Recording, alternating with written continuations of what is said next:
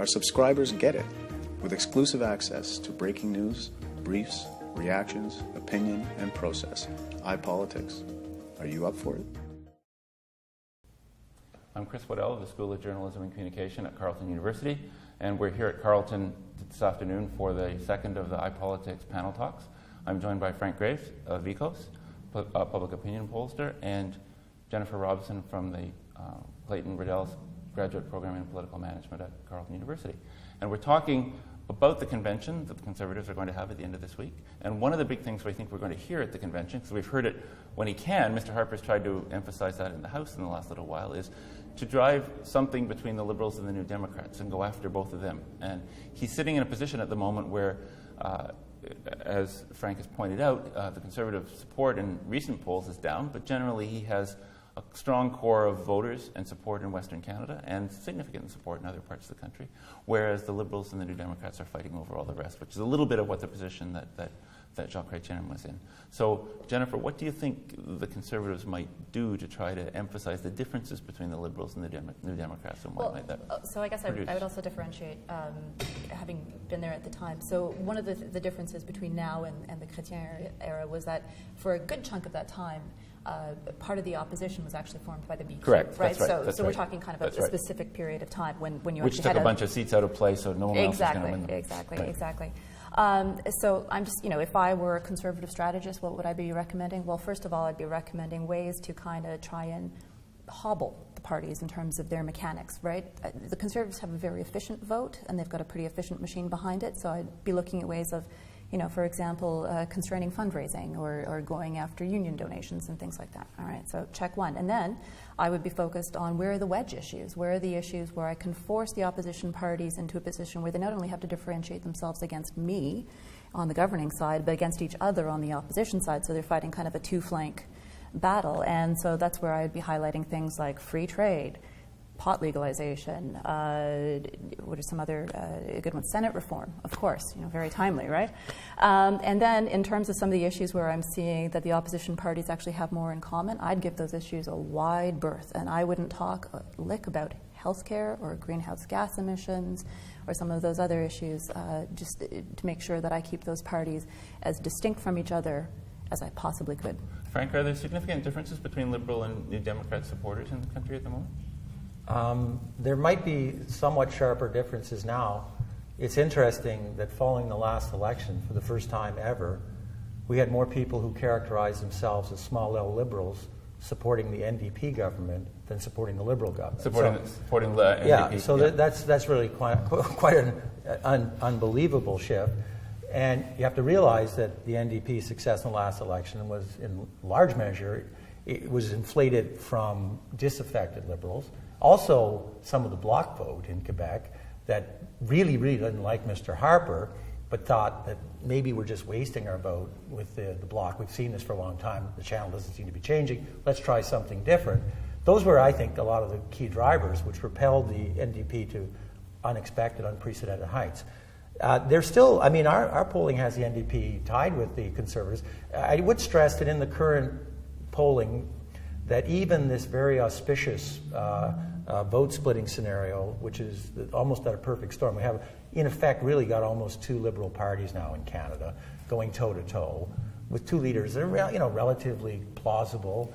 And, I'm sure that's very much an advantage to the Conservatives.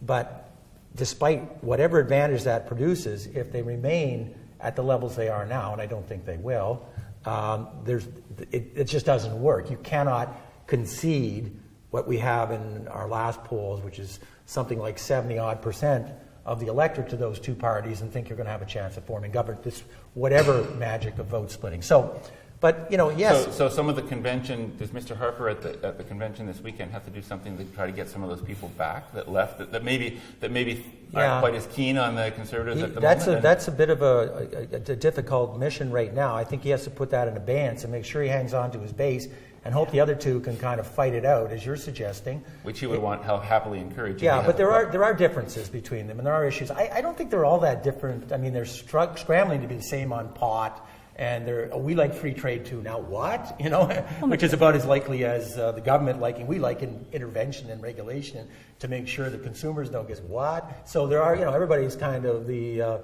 ideological purity of these parties is becoming muddled as everyone seeks to, reestablish power or retain power. But there are some clear differences between Liberal and NDP supporters, and there are some places where they can carve out differences. Like I do believe that you'll see the Liberals trying to take a little more aggressive posture on, we're the champions of free trade as well. We believe in kind of a very strong industrial policy designed to improve profits as well as just have more sharing amongst the public. So, but I think if the current situation remains intact, and that's a big if, but we now have seen the Liberals enjoying this lead not just for a couple of weeks but for several months. It changes the perception of the public. There's a lot of public out there who go, I'm really not very crazy about Mr. Harper. His disapproval numbers are now at 64%, So, but they only ever did win 39%. I know, but these are still the worst numbers. And yeah, he's more concerned about his approval numbers, which are also the lowest they've been. But he does have this problem that if one of the other leaders out there can seem a clear alternative, then they will take the mantle of the person that can actually produce a new government. And they will get a large group of relatively indifferent voters who really don't care a whit whether it's Justin Trudeau or Tom Mulcair. They just want someone that's going to be anyone but Mr. Harper. And so if this persists, and I think there'll be a big challenge for the NDP to make sure they stay in the game. Evidence is that they are still staying in the game, and that wasn't that clear last spring. But, how do the Conservatives play? I think the Conservatives have to sit back, hang on to their base, and let those two now kind of show, well, what is it you've got in mind to make, good on all these lofty promises, and why do you think things will be in a better? Because I don't think the public really believe in their heart of hearts that, that a Liberal-led government, or even NDP-led government, isn't going to end up in the same sort of sorry mess in terms of ethics and accountability that all governments seem to end up in Canada these days, at least magnified in the public's mind. So they will be looking at areas where they can each say, here's something that will be really vividly different. Like I think one of the mistakes that the Liberals made in the last election was to try and say, we're a nicer version of Mr. Harper, trust us, we'll be democratic and really kind of accountable. But, what they did is they then put together platforms which really didn't look very different. What is a family pack? And people were really looking for something bold and different. Our evidence shows that there's a real desire for something, bold and new, and that probably, produced by this, percolating. Yet at the same time, and come to Jennifer back on it. So if Frank is right in that people are looking for something new, are they, for the opposition parties at the moment, is their strategy best to come up with something based on policy? Or should they do what the Conservatives seem to have done successfully, is pick their own little issues and go after all their own little pieces and see if they can... I guess my question is really, to come back to what we talked about initially, has the nature of politics changed to the point where politics that's based on policy and vision and all those sorts of things doesn't matter as much, and the success of the Conservatives means the other parties will end up doing something similar? It's so grim. I mean, it's such a depressing question to have to even ponder. But sorry. but we have to ponder it. And I think, just to think back on the 2011 election, actually, if you look at those platforms, the NDP and the Conservative platforms actually had more commitments that were similar. And they were designed in more similar ways, right? It was more based on, here's a really short list of fairly narrow number of areas of policy that we're going to dabble in, and voters, here's a way for you to keep us to account on it. Whereas the Liberals keep doing these big, fat, kind of encyclopedic policy documents that are really, that's your platform for governing. That's not your platform for running an election campaign on. So, I think that the party is kind of coming to grips with trying to learn that lesson, right? It's like they produced this brilliant red book one year and it was successful, and they keep just trying to do it again and again. But I think that, the opposition parties basically, they've got two jobs, right? The first is to keep the government to account, and then the other one is to provide a viable alternative as a government. And it seems right now, anyway, that the parties have decided that they're going to specialize, right? So you've got Tom Mulcair, the prosecutor in the House of Commons, who is doing, quite an exceptional job on the former. And it seems like Trudeau's, his area is he's trying to figure out a way to carve the niche more on the ladder. And I think for their success going forwards, they're each going to have to figure out how to walk and chew gum at the same time. I do think, though, that Tom Mulcair has a bit of a challenge. I mean, Frank, your polls find this, and sort of some of the other ones, that in terms of the public perception and awareness and identification with him, he's got some ground to make up. And I don't know if the prosecutorial role for him is going to be... Is he dealing against someone named Trudeau, or more substantial? I don't think the name is... That may be significant to older voters, which, by the way, is where Trudeau's doing better. People think, he's really lighting up with Young Canada. No, Young Canada really don't know who he is because they don't follow politics. Actually, he is doing a little better with Young Canada, but that may not be a good thing because they don't turn out to vote. But Thomas Mulcair actually has risen in approval in the last 4 successive tests that we've done, and that's important because he had really stalled, and that's a huge challenge. But I think if we sort of step back a bit, that even though we have all these new political technologies and a permanent campaign and thousands of people focused on, how do we kind of, parse all this and slice and dice the consumer and, either encourage them or discourage them, that there are really, it's emotion that wins elections. And emotions are produced through some collision of values and interests linked to different demographic groups, and that remains the same. And the interesting difference between, say, for example, the provincial election in Ontario and the federal election in Ontario in 2011. What we saw going into the federal election, and we, like everybody else, didn't sort of see that there was a majority. We thought there'd be a strengthened minority, but we didn't understand the real turnout premium that occurred because there was such a level of emotional engagement amongst the Conservative base. They felt really passionate. Now, they felt passionate because they were sort of angry and fearful, but those are powerful emotions. When we looked at the difference of what happened in the provincial election, actually, in which case the Liberals picked up a lot of those NDP voters that had deserted them, they actually, the emotional response to the various party offerings, the NDP were discouraged, the Liberals were hopeful, and the Conservatives were angry. Now, angry and hopeful gets you out. Discouraged keeps you home. So when I saw those numbers, we correctly said, okay, they're going to win. And I think this will be something to watch, is who can sustain, and that can be done in a number of ways. Big, bold policy can do it, but also attack ads can do it on the other side. Or, people can feel fearful about, I can't change things. But the person who wins the game of making the largest emotional resonance with the most people out there are the ones that are going to win the next election. That, so we've gone through a cycle of all kinds of different political technology, from, the discovery of wedge politics, then we went into, it's Lakoff and communications and framing and linguistics, and then it was Plouffe, that's all just the best focus groups, and now I listened to Mr. Wagner 2 days ago telling me it was big data, and all these things are true to some extent, but I also believe at the end of the day it remains who actually produces a stronger emotional resonance and convinces people that they and the country are going to be better off if they make this choice. So, so far, it looks like there's this nobody's made up their mind fundamentally, but you're right. I mean, Mr. Trudeau seems to have opened up a lead.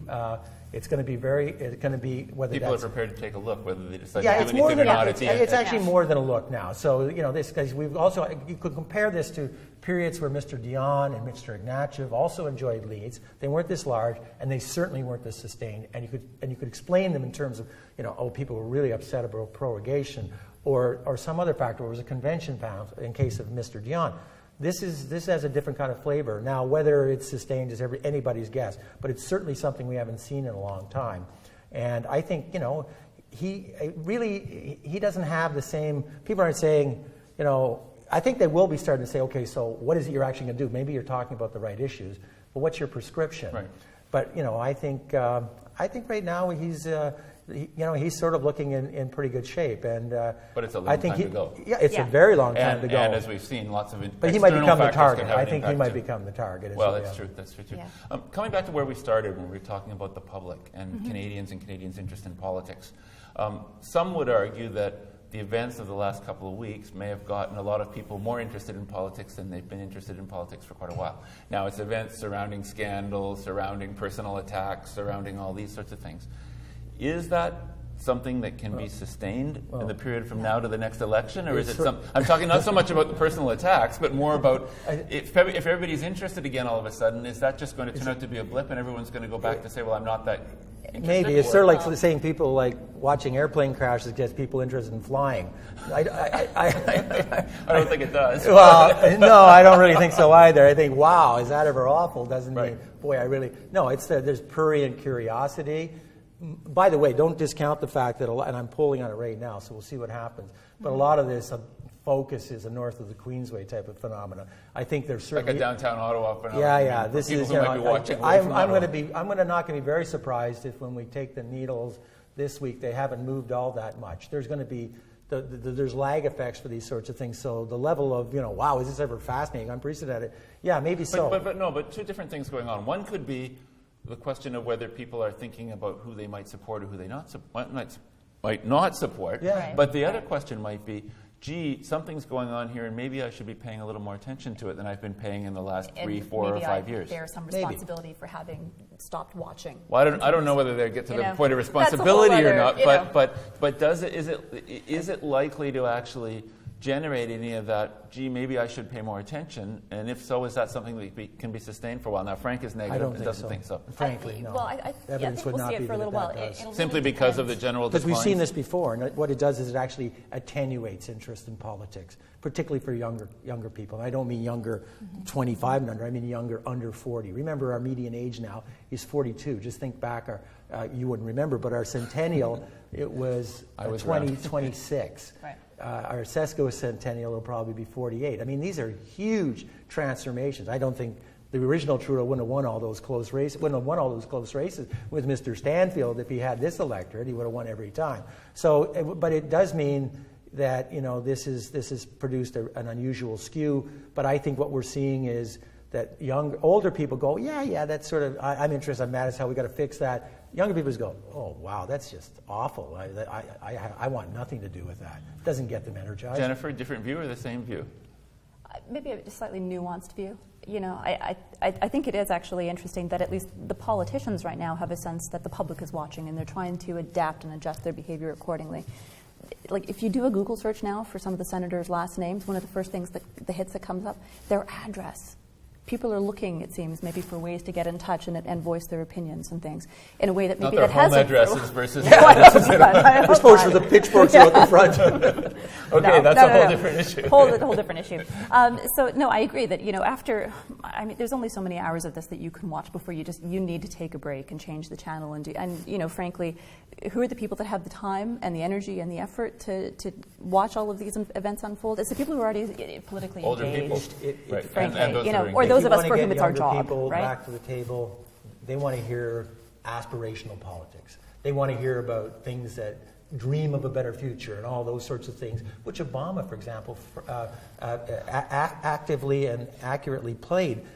They don't want to hear about, what are we going to do to make sure that the next Senate spending scandal doesn't occur, or do we really believe Mr. Duffy or Mr. This leaves a lot of younger citizens going, that's why I don't bother even watching that stuff.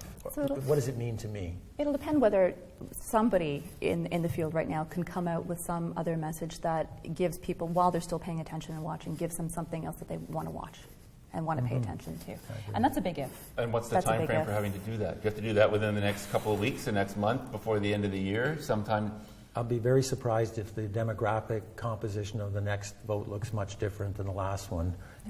So it's still the same people that you want to make sure that you're talking to. So I don't think you're going to see any transformations in the demographic composition of the electorate. I think you're going to see a more sophisticated attempt to better understand micro-constituencies and how to appeal to them and what is the single issue.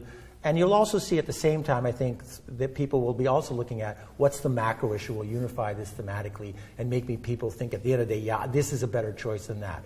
Voters go with both sorts of things in mind. Actually, different voters some will go with one thing in mind. But it is a case that still most voters say they vote not so much in their own self-interest, but in terms of what they think will be best for everybody else. So if we sit and watch this 6 months from now, or we could transport ourselves 6 months ahead, what do we think then we will have thought of what's gone on in the past week or so? I think it may well have a very significant effect. And by the way, don't get me wrong. This could have a profound impact.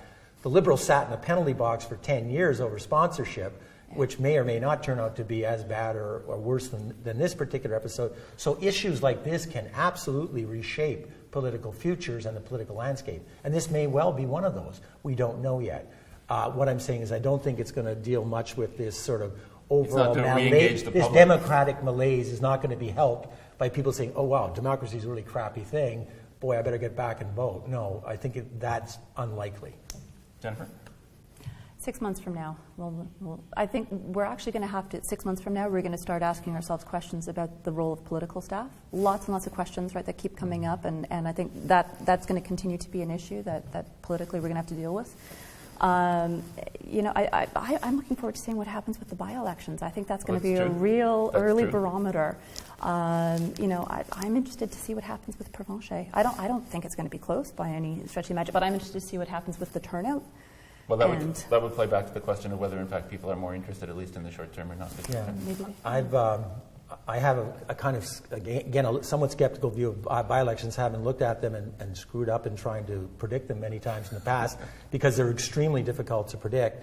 And they also have notoriously low turnout, typically. Yeah. And I found the idea that these are somehow bellwethers of what's going to happen down the road is really not, in my view, not the case.